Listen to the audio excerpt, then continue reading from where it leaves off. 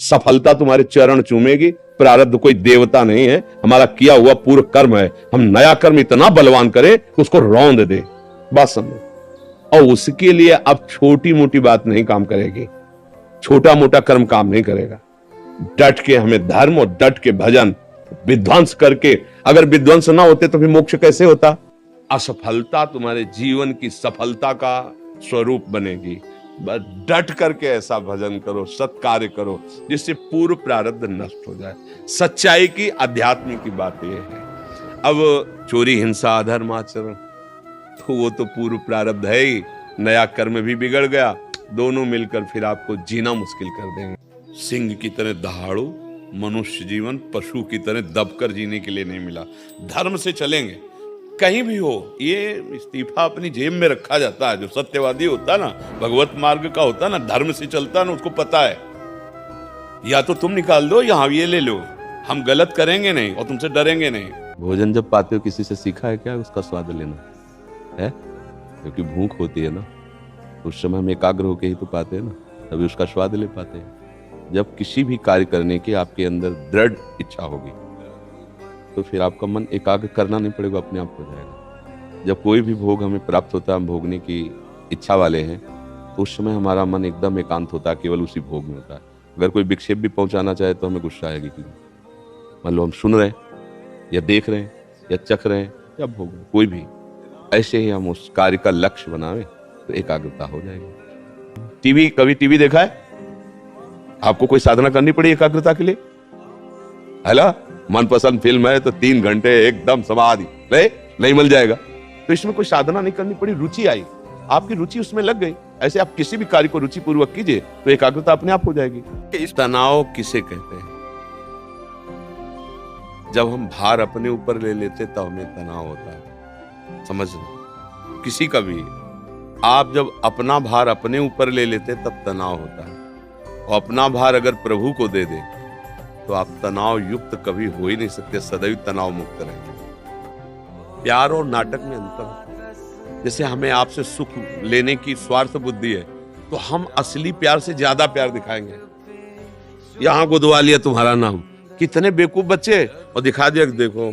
और वो माता पिता जो जिंदगी भर उसे दूध पिला के तैयार करिए है ना, छोड़ दिया। अब बच्चों को ये ज्ञान कहां से आवे, कैसे समझ में? अब मतलब बहुत तरह के इसमें अधर्म है, पर वो बच्चे हैं, सब आप उनको समझाए तो कहेंगे बाबा जी क्या जाने बॉयफ्रेंड कर।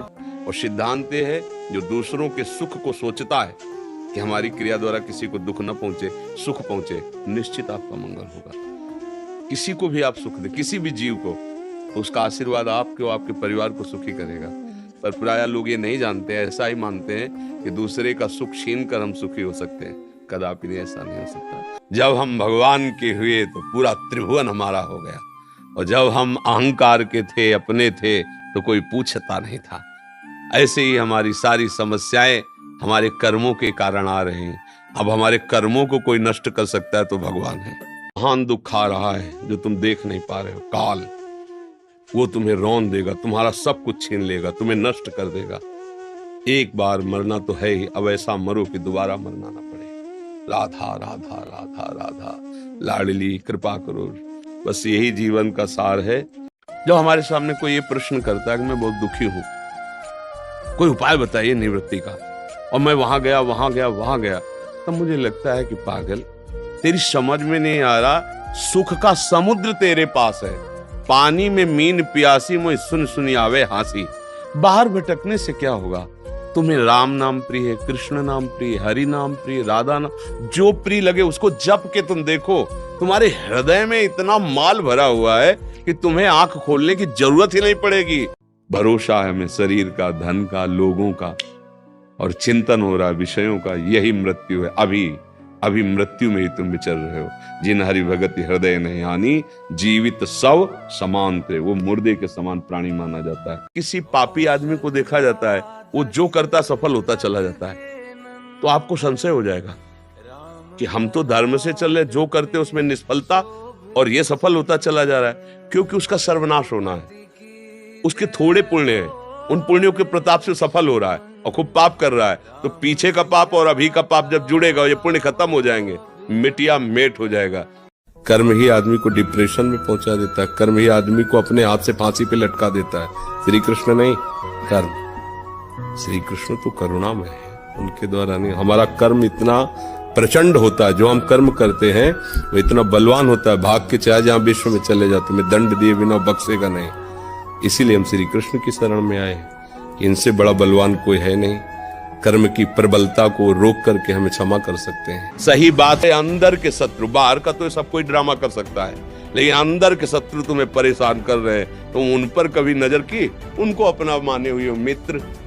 मन जैसा कर, मन कह रहा होटल चलो होटल, मन कह रहा फिल्म देख चलो, मन कह रहा है गंदी दृष्टि करो करो।